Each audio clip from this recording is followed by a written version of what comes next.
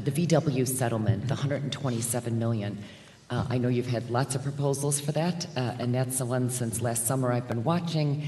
I personally think if we were to give those to buses, our public transportation buses, especially in our inner cities that may be up and down a road 20 times, electrifying, converting those into electric vehicles, I think would go a long way.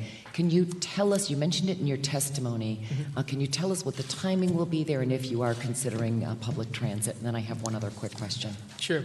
Timing-wise, we started early on public outreach. Some states waited until the special master triggered the program. We started actually last summer on this. So we've gotten enormous feedback. Buses are absolutely in our sights. I mean, there are a number of authorities statewide, from MTA, CDTA, Niagara Frontier, and everything in between. Many of them, if not all of them, want to modernize their fleets.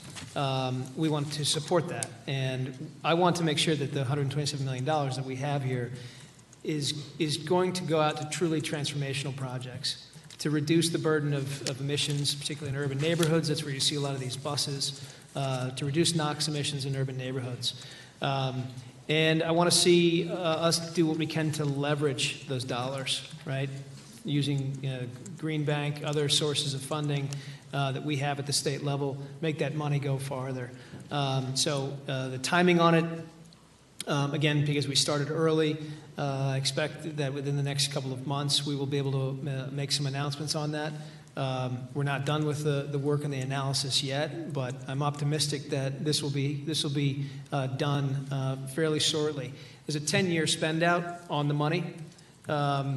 What my view of it is, I want to see the money applied as aggressively as possible up front to make the biggest change possible up front.